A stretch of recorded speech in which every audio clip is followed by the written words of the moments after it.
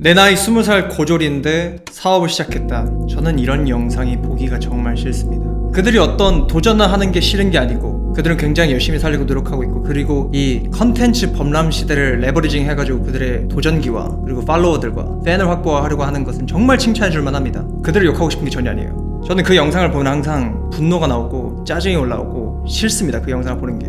그런데 부정적인 감정은 항상 자기 자신을 투영하는 활동입니다. 내가 그것에 대해서 분노가 나는 이유는 그 사람이 싫어서가 아니라 내 안에 무언가가 자극이 됐기 때문에 싫은 거예요. 그래서 오늘은 저의 20살 때 제 과거 얘기를 좀 꺼내보려고 합니다. 저는 19살 때 법인을 처음 내면서 사업을 시작을 했습니다. 블록체인 기반의 가상회선 연결 서비스라고 저는 불렀는데, 특허 이름도 그렇게 되어 있습니다. 사실상 블록체인 기반 VPN 서비스예요. 블록체인의 노드는 전 세계적으로 산계되어 있는데, 이들은 블록에 대한 검증, 거래 검증 이런 것들을 위해서 컴퓨팅 파워는 굉장히 많이 쓰고 있는데 네트워크 자원은 굉장히 낭비되어 있거든요. 이런 네트워크 자원을 조금 수확을 해서 이 생태계에 참여하고 있는 자들에게 네트워크 자원을 좀 나눠주고, 그를 통해서 보상을 받을 수 있도록 생태계를 구축을 해놓으면은 엔드 유저는 무료로 VPN을 사용할 수 있고, 그리고 제가 코인 상장이나 이런 것들을 통해서 코인 가격이 올라가게 되면은 이것을 운영하고 있는 노드들은 보상을 받는다라는 게 저의 개념이었고 컨셉이었고, 이걸로 사업 계획서를 써가지고 몇억 원 정도 CB로 투자를 받았습니다.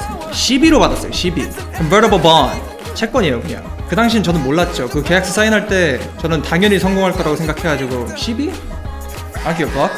네, 사인을 했는데 결국에는 망한 지금 그건 결국 빚이 됐습니다. 저는 이 과정을 통해서, 이 사업체를 운영하는 경험들을 통해서 그 나이에 할 수 없는 배신 혹은 다른 경험들을 많이 경험했습니다. 그걸 통해서 저는 많은 것들을 깨달았는데, 그 중에 가장 코어하고 가장 핵심적인 가치는 자기 자신에 대한 이해, 그리고 자신의 방어 기제가 얼마나 큰 위험을 불러올 수 있는지에 대한 깨달음이었습니다. 몇 가지 일화를 들려드릴게요. 딱 20살 되고 나서였을 거예요. 아마도 그 당시 몇 년 전이니까 기억이 잘 안 나는데, 블록체인 관련 컨퍼런스가 있었고, 아는 대표님이 또 관련된 블록체인 사업을 하고 계셨기 때문에 거기서 부스를 여신다고 해서 저를 초청을 해주셨습니다. 가가지고 여러 가지 부스를 돌아다니면서 이제 구경도 많이 하고 이제 여러 가지 대화도 많이 오고 가고 그랬었는데, 20살이잖아요. 애새끼잖아. 내 마음속에는 뭐가 있었냐면, 나는 20살이고 나는 어리기 때문에 사람들이 나를 얕잡아 볼 거야 라는 방어 기제가 있었고, 따라서 어떤 대화를 하거나 그 사람들을 대할 때 약간의 날카로움이 묻어 있었어요. 한 부스가 기억이 남는데, 블록체인 기반의 클라우드 스토리지 서비스였나 아니면은 하드웨어 서비스였나 그랬을 거예요. 정확한 기억은 안 나는데, 그 대표님이랑 이제 여러 가지 기술적인 얘기를 많이 나눴습니다. 사실 이게 어떤 논의나 토론이나 뭐 이런 게 아니었고, 사실상 나 이만큼 많이 알고 있어 라는 걸 증명하기 위한 저의 발악이었을 뿐이었어요. 합의 알고리즘 이렇게 설계하는 게 맞아요? 뭐 다르게 하는 게 맞지 않아요? 뭐 이런 식으로 막 얘기하면서 자기 자신에 대한 어떤 증명을 위해서 발버둥 쳤던 걸로 기억이 납니다. 그 대화 이후에 그 대표님이 저한테 뭐라 그러셨냐면, 이렇게까지 진땀 뺀 적은 처음이다 이렇게 얘기를 해주셨어요. 저는 그 얘기를 듣고, 아 역시 내 기술력은, 역시 나란 사람의 지능은, 이러면서 되게 좋아했었는데, 지금 와서 돌이켜 생각해보면 그냥 그 사람은 예의를 차렸을 뿐이에요. 진땀 뺀 거 없습니다. 그냥 어디 애새끼가 와가지고 조잘조잘 되는 거 많이 받아줬을 뿐이고, 마지막에 네가 원하는 거 하나 줄게, 그냥 이게 끝이었어요. 근데 저는 그거를 들으면서 되게 들떴죠. 내가 뭐라도 된 것 마냥. 그리고 나서 이제 마지막에 부스 같은 거 가보시면 아시겠지만 명함 같은 거 넣게 되어 있습니다. 명함을 이제 건네줬습니다. 제 명함을 딱 건네줬는데, 그때 이제 대표라고 써있을 거 아니에요. 대표님이셨어요? 이러더라고요. 그 직원분께서. 그 대표라는 타이틀에 내가 뭐라도 된 것 마냥 또 되게 좋아하더라고요. 그런 경험이 있었습니다. 그런데 이런 게 사실은 나의 어떤 어린 마음에, 나는 어리고 저 사람들은 나를 얕잡아 볼 것이다 라는 마음을 감추기 위해서 날카로워졌을 뿐이고, 그리고 그저 그 대표라는 타이틀은 아무것도 아닌데도 불구하고 그걸 되게 좋아했던 저의 모습을 저는 망하고 나서 깨달았습니다. 그 전까지는 저는 정말 대단한 사람인 줄 알았고 겸손 따윈 없었고요. 그런 저의 한심한 과거가 하나 떠오릅니다. 두 번째 일화는 저에게 있어서 가장 강력한 일화 중에 하나인데, 개발이 원래는 2020년 7월 달에 끝나는 게 목표였어요. 그 개발 WBS도 그렇게 잡았었고, 개발 기간도 그렇게 잡았었고, 서로 팀원들 간에 합의도 다 끝내놨었던 상황입니다. 그런데 결국에는 2022년 7월 달까지 망하기 전까지 단 한 번도 개발에 성공하지 못하고 끝났어요. 지난번에 얘기한 오류는 어떻게 됐어요? 고쳐졌나요? 물어보면, 이게 윈도우가 인바운드 정책이 어떻게 돼가지고 이렇게 요청이 들어올 수가 없고, 그래가지고 이걸 고치기 위해서 다음 주까지 시간이 필요할 것 같습니다. 이렇게 막 얘기를 하는 거예요. 오케이, fine. 다음 주까지 시간 줬습니다. 다음 주 또 가면은, 이게 이번에는 이렇게 돼가지고 저렇게 돼가지고 이렇게 돼가지고 또 오류 고쳐야 돼가지고 다음 주까지도 기다려야 됩니다. 이렇게 나오는 거예요. 얘기하다가 1년이 지나고 2년이 지난 거예요. 그리고 나서 저희는 결국 망했죠. 자본 잠식으로 인해서 망했습니다. 그런데 그 상황 속에서 저는 제가 할 수 있는 최선의 선택지가 굉장히 많았음에도 불구하고 단 하나도 수행하지 않았어요. 단 하나의 최선의 선택도 저는 결정하지 않았습니다. 뭐가 있었을까요? 개발이 딜레이가 되면 제가 푸시를 더 열심히 했었어야 됐고, 푸시를 했음에도 불구하고 역량 부족을 해서 안 되는 거였으면 다른 개발사를 붙이든가 다른 개발자를 붙이든가 했었어야 됐고요. 그럼에도 안 됐었더라면 돈이 썩어나질 않기 때문에 돈이 다 없어지기 전에 접었어야 돼요. 그런데 제 마음속에는 어떤 게 있었냐면, 제 특허를, 저의 이 아이디어를 제대로 실행해 줄 수 있는 기술력은 저한테는 없었어요. 저는 풀스택 개발자였지만 2년차밖에 안 됐었고 많은 게 뭐가 없잖아요. 그래서 어쩔 수 없이 그 사람한테 의존하게 됐습니다. 저 사람이 없어지면 난 아무것도 안 될 거야. 저 사람이 빠지면 나는 성공하지 못할 것이고, 저 사람이 빠지면 난 실패할 것이다. 저 사람이 빠지면 난 패배자야 라는 게 제 마음 한켠에 있었습니다. 그렇기 때문에 그 사람을 과보호한 거예요. 딜레이가 돼도 수용하고, 늦게 출근해도 수용하고, 모든 걸 다 수용했습니다. 근데 그 끝에는 자본 잠식으로 인한, 강제성으로 인한 제가 해야만 했었던 결단이 그 끝에 있었습니다.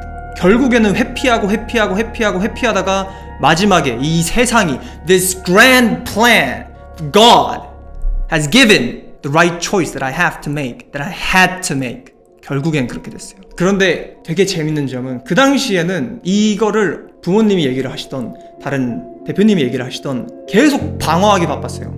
그런 거 아니다. 이 사람 그런 거 아니다. 근데 제가 과연 그 사람을 보호하고 있었을까요? 아니면 저의 어리석은 한심한 모습을 방어하고 있었을까요? 저는 제 한심한 모습을 방어하고 있었다고 생각합니다. 그리고 이 생각이 언제 들었냐면, 자본 잠식 이후에, 망하고 나서 몇 년 동안의 수행 이후에 드디어 깨닫게 됐어요. 그리고 가장 큰 교훈이 있었습니다. 자기 자신에 대해서 알지 못하고, 내 자신에 대해서 솔직하지 못하고, 계속 방어기제만 펼치고 하는 것들이 절대로, 결코 최선의 선택을 놔주지 않는다는 것. 절대로 최선의 선택을 할 수가 없어요. 이 메시지는 제 모든 철학을 관통하는 메시지입니다. 그렇기 때문에 주마등을 만들었고, 그렇기 때문에 타이밍을 만들었습니다. 저는 그 당시에 제 자신에 대해서 제대로 알지 못했어요.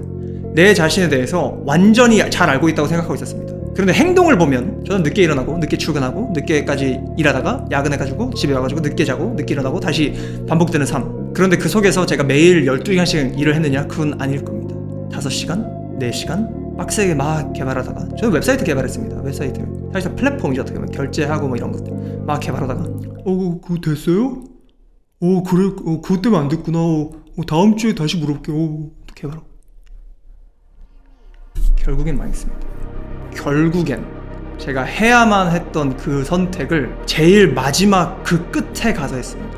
핑계가 사라지면 결단밖에 남지 않아요. 저에게는 남은 돈이 있었기 때문에, 투자받은 그 투자금이 있었기 때문에 버틴 겁니다. 진짜 멍청한 생각에 책임감도 없는 그런 놈이 어디 컨퍼런스 가가지고 대표님이래, 대표님 이러고 있으니까 자기가 뭐라도 된 것 마냥 착각하는 거죠. 자기 자신에 대한 가치가 없으니까 타인이나 외부의 것들에 의존하는 겁니다.